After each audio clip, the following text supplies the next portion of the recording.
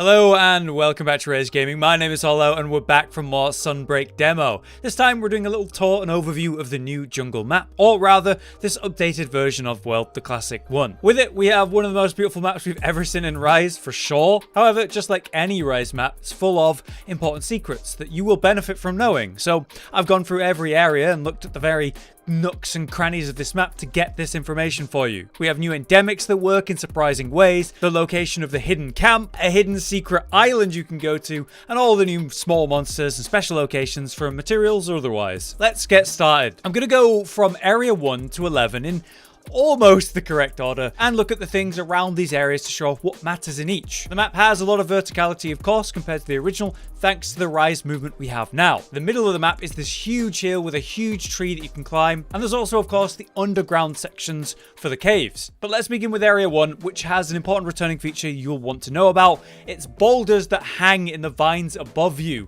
Much like the ones we saw in World, these are environmental traps we can use to our advantage. You just have to throw like a kunai to dislodge them, and they'll fall on your target for some serious stunning damage. And there's not just one, but multiple of these boulders to knock down, so when you're in Area 1, you can really go ham on the monsters with these. In Area 2, moving along, we're not got much to see. There's a ruby wire bug, which, if you use, it'll give you a temporary buff to mounted punisher damage, rewarding you for proper wyvern riding even more. But let's move to a more important area, Area 3 at the top of the map. Firstly, we have the new spear squid endemic life, which are familiar to the fish that we would walk through to get temporary buffs, but these instead are aggressive fish. If monsters walk through their patrolling path, they'll take lots of ticking damage, and that will rack up quite nicely. You can actually see them moving around on the map in a simple circle in and out of Area 3, so it's easy to predict their route and drag the monsters straight in. Now, obviously also here we have the Hermitaurs, which we might need to farm for certain equipment or materials and parts,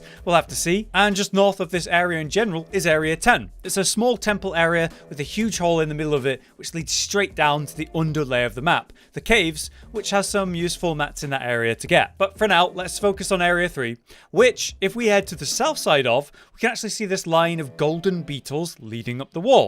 If we follow these straight up, we'll be led to a secret area which just so happens to be the camp of the map. So at release, you'll want to come here as soon as possible and set this up. So at the east of Area 3 though, at the top right of the map in general, there is a secret, small area. This leads to a great wirebug spot to fly over to Area 10, which is fine but a bit weird. It feels a bit empty or unnecessary.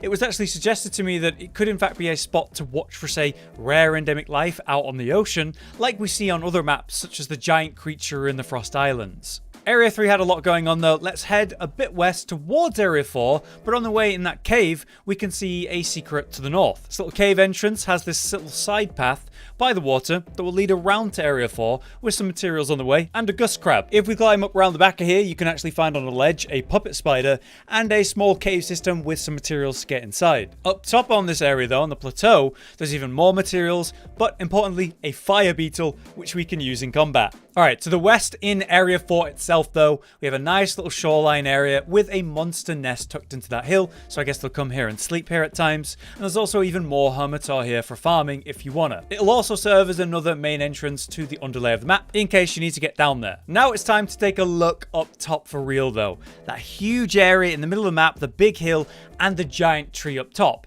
It's all full of familiar endemic life and many types of materials to go get. We'll find a thunder beetle and a mud beetle up there, but hidden around these places are various small cave entrances to crawl into, which are full of mining nodes and even more important materials. For example, at the south side of the middle, at the base of the giant tree, we can find one of those cave entrances, and that leads into an actual feline camp. That has the standard stuff in there as you might expect, but also an account item in the form of rare pearl snails. That might be involved in a request, so keep that in mind. If we choose to climb the giant tree, we'll find at the top 3 account items of different types, like another pearl snail spawn, as well as some other generic standard ones. But I have to assume that when the relics are added to this map, this is obviously going to be where you find one. On the northeastern side of the hill though, we can find a pathway that leads to yet another hidden cave entrance. And that takes us down into a secret area once more. A beautifully lit cave for some subsurface fishing can be done here, which is a very nice spot to do some gathering and get those materials for crafting. Finally though, let's continue to the next area, Area 5. Area 5 is a useful place to go. To get underground, there was 2 massive openings for the cave systems. Here though, we have some Velociprey and some Hermitaur to kill for their materials, as well as a gold wirebug spawn, which when buffed with, you'll get better drops during a wyvern raid, so very useful. As we head down to area 6 using that cave entrance though, we'll find another main nest for a monster to sleep in,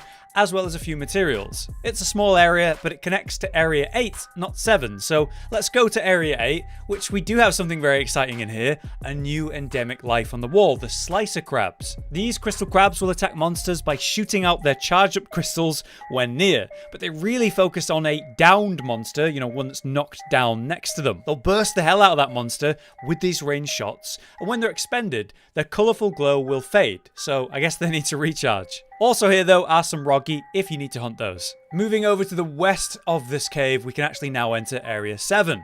Here we have some more Velociprey and another ruby wirebug, but more importantly are the 2 secret caves that connect both south and north. These are as expected, full of materials to gather and serve as a neat way to get from zone to zone when you need to a little quicker. The northern hidden tunnel though has another new endemic life to enjoy. That's the marionette spider we saw in the trailers. By grabbing that spider and then aiming it as you throw it at your target, it'll grab on like a claw, and then you can pull or push a monster much like you were riding it into a wall for a knockdown, or maybe even better, into like an environmental trap. They're a really simple but very effective endemic life that I think is going to be well worth grabbing to help with your hunts. On the other hand, the southern thin cave, well, that actually leads back to the main camp, so I think that's going to be a useful way to quickly get underground if you're back at the main camp. Next, we head east back on top to area 9. This one has another new endemic life that likes to hug the walls, but there's actually 2 of those spawns here, and I think this might be one of the best endemic additions in the game. They're more than they might seem. The new starburst bugs are incredible. By running a monster into them, you get this massive burst of damage, which is neat, but way more interesting is their ability to store and then reflect elements. So if you take a monster to one of these spots and then you shoot out its element, like say fire in this case, we will charge the starburst up with fire. Then we charge the monster into that, and boom, not only do we get that burst damage, but also the monster is hit with fire element. In this case, that's going to deal nice damage over time to the monster we were riding, using its own element against it. The variety and potential of that is really cool, and I'm very excited to see what we can do with that. Huge thank you to Lena for pointing that out to me. I totally missed it. Outside of those new bugs though, there is also a fishing spot here for us to do some above ground fishing, as well as some annoying bullfangos to go with the annoying vespoids. So yeah, definitely going to be pesky to deal with those. Last but not least, we have area 11 at the bottom left of the map. A nice area by the water, which also has not 1 but 2 of the starburst bug spawns to use. To the east, there's a path that's going to lead us back to the camp, and on that path is another marionette spider to use. Honestly, that might be something I always quickly go grab when I spawn in on this map, just to give myself an advantage to start with, and keep ready for maybe when we're near some starburst bugs or maybe the slicer crabs. Now, you might think that's the last area we're going to look at. You're wrong though. There's actually a secret island far off the map we can access in a special way. By going to the plateau above area 1, you'll find this pile of rocks, and with a quick barrel bomb, we can clear those up and drop down, and then use the great wirebug and fly to the secret island. That flight uses not 1 or 2, but 3 great wirebugs, so make sure you're spamming the buttons so you don't fall. But once you're there, the island has a rare mining node, the very important turtle endemic, and also another account item. And also that island will surely be the location of a relic at release. But that's the general overview of the map as we see it in Sunbreak. But this is of course actually an old map that's been brought forward into the new Rise style. If we go back to GU and look at the map, we can see the difference in its design.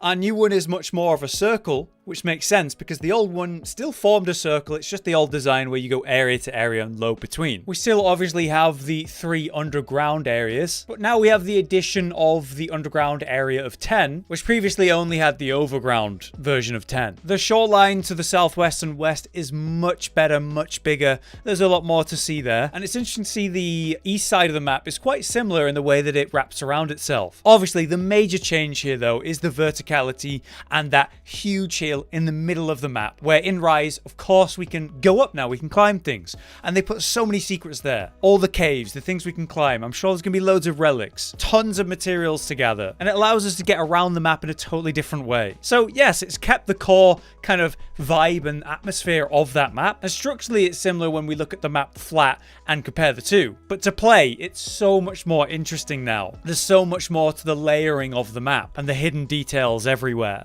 So overall, I'm really happy with the jungle map. I think they've done a great job with it. Visually, it's wonderful, and mechanically, yeah, it's very good. For now though, that is our tour of the jungle. I hope that was interesting and useful to you. If there's anything else you've spotted or learned that wasn't in this video, maybe drop it in the comments. But for now, I hope you're enjoying the Sunbreak demo. It's not too long to the full release now, and we're going to keep making videos up until then, and of course, when it's out. My name has been Holo though, you've been you. Thank you very much for watching, and we'll see you next time. Josh, Cotton, and Hollow with the videos, dropping the humor like a hammer on your tippy toes, bringing entertainment on a daily arrangement to take our insanity and turn it into entertainment. Yes, I said entertainment twice, to reiterate that it is nice to look into your faces on a mostly daily basis when you let us in your homes to make the whole world a stage.